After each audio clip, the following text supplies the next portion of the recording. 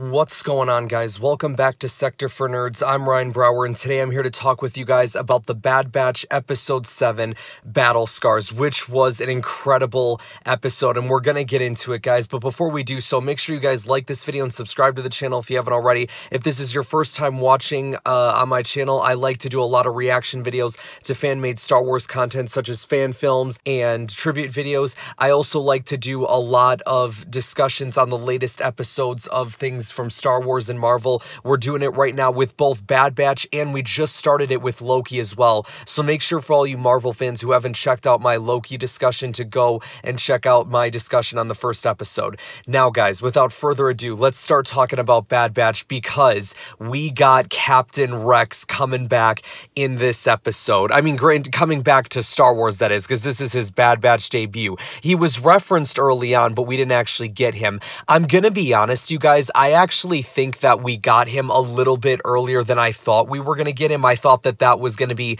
something we get a little bit later in the season, but we bring him in now, and I think we are going to get more of him as the show goes on. The episode starts out with Wrecker hitting his head, and I'm just like, Wrecker, I've had enough of you doing this, dude. Come on. We're also still working for Sid, or when I say we, I mean the Bad Batch. I don't know if I like that. I still don't trust Sid completely. You know what I'm saying? I just feel like she's playing them so much. The fact that she's making more money than they are, and it's all like, oh, you got to do this and now you got to do that. It's just, I don't like it. But here's the thing. When Wrecker looked over at the dude in the cloak, I was like, is that Rex? And then sure enough, it was. He was the one who hired Trace and Rafa, which I think is pretty interesting, because obviously then that means Ahsoka, that's the connection then, is for Ahsoka knowing Trace and Rafa, Ahsoka knowing Rex, Ahsoka probably telling Rex like, hey, hire these two. So the question is, are Ahsoka and Rex still in contact with each other? Are they still going about like some sort of operation? Like, is Rex for whatever reason joining Bail Organa as well in his rebellion?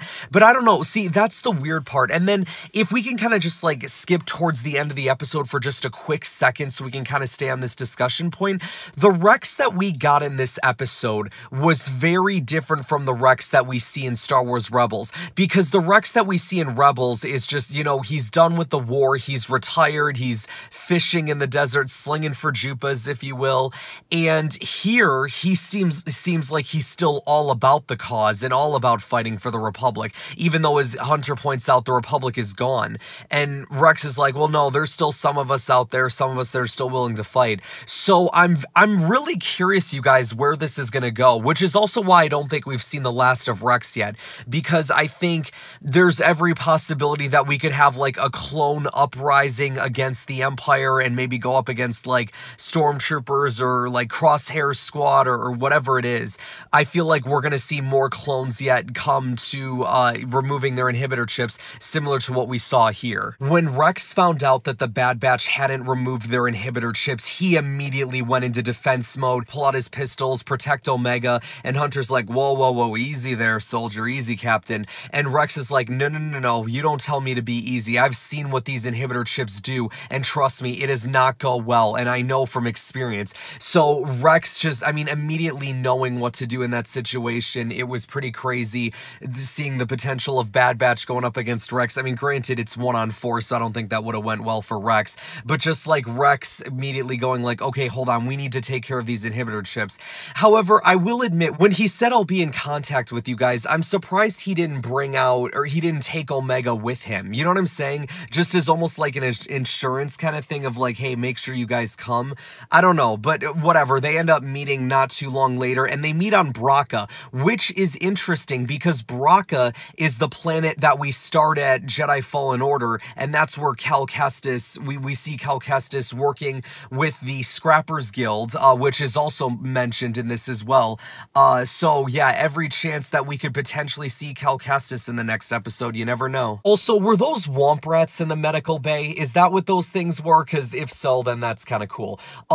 Then Rex also going into the medical bay being like, I've never been on this side of it before. Or I think that's something he says later when talking about when Wrecker's getting his inhibitor chips removed, and he's talking with Echo. There's a moment between Echo and Rex where they talk about fives, and I'm like, oh, that's cool, because Rex was like, I tried to listen to fives, but I didn't understand at the time what was going to be going on. So I wish they would have talked more about it, because it was kind of like a quick thing and then it was done. But just the fact that Echo and Rex were having like a slight conversation about fives, like that to me was pretty cool. And I think it's just so cool to have Echo and Rex together again, considering that Echo is the last domino to stand, and Rex talking about how he's lost so many brothers during the war, and the fact that he still has one of his closest brothers still there, to me is pretty awesome. And the moment when they started talking and you see Wrecker grabbing his head, and then Tech goes over to try and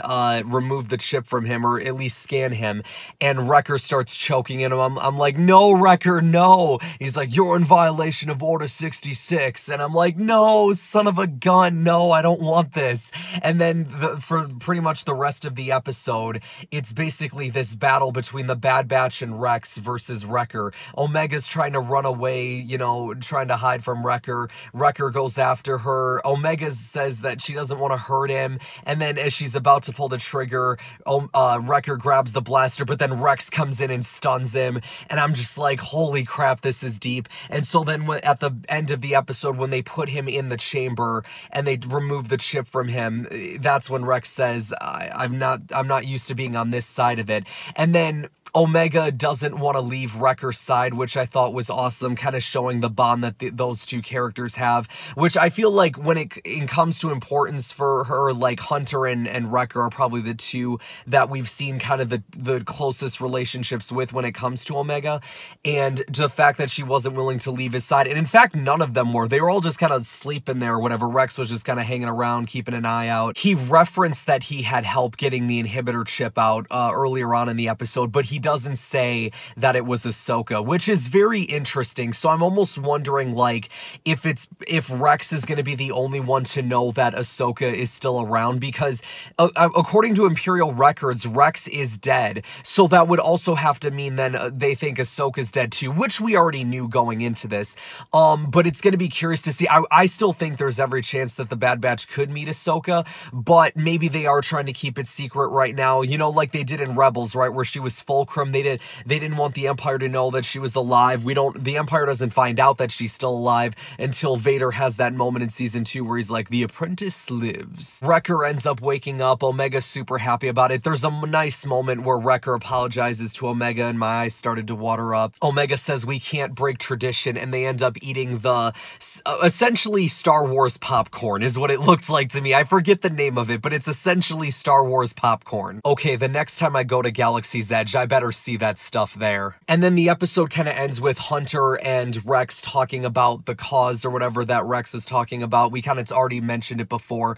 And then as Rex is leaving and they're walking separate ways, the scrappers end up noticing that Hunter is there, and they see the clones, and they're like, all right, we got to inform the Empire. So my guess is in the next episode, we're going to get the Imperials going after, and most likely Crosshair, because we haven't seen him for a hot second. We're gonna see them go after the Bad Batch, probably on Bracca still. I think it would be cool if we got Cal Kestis in somewhere, but it would also, we have to be careful, because the Empire doesn't know that Cal Kestis is around either. Like, this kid stays on the planet for a while, so he could maybe be there and like run into the Bad Batch for a slight moment, but the Empire can't find him until the events of Jedi Fallen Order. Cal's still only a child at this point as well. Like, I think around like Kanan's age, to be honest. But yeah, I would love to see a Cal Kestis cameo if that's where we're going with this. Or heck, maybe they'll leave Bracca and somehow the Empire will track them or whatever. But I think we'll probably still be on Bracca. Rex probably won't be there anymore because he's going to do whatever he needs to do. And like I said, you guys, I don't think we've seen the last of Rex either. I think there's every chance that he comes back. I think there's every chance we see Ahsoka as well. I'm not sure where this is going. going. Like, I'm not sure, like, where the final episode is gonna take us, you know what I'm saying? Like, I'm not sure what the finish is. And I guess it's all just dependent, too, on whether or not this is the only season of Bad Batch, because I think we're still, at this point, we're still not sure of whether there's gonna be one or more seasons. Personally, I hope there's more, just because I've been loving this show completely. So, for me personally, I would love to see more seasons. But if you're gonna tell a one-season thing and make it a complete story, and it's the most meaningful that it can be, then you know what? I'm totally cool with it. Like I said, you guys, we still got a heck of a lot of episodes left to go. We got a heck of a summer coming our way. Every Friday, new episodes of The Bad Batch. We're about, I think, what, like a little under halfway through, because there's 16 episodes. We just reached episode 7, so next week will be the halfway point. So very excited to see more episodes of The Bad Batch. Hopefully you guys are too. Let me know in the comments what you guys have been thinking of this show. Do you like it? Did you guys like this episode? Because I sure as heck did. What do you guys think of Rex coming back? Do you think we're going to see more of him? Do you guys think we're going to see Cal Kestis at all? That's always a possibility. And yeah, make sure you guys like this video, subscribe to the channel if you haven't already, share this video around as it really helps support the channel, and I will see you guys next time. This is the way. This is the way.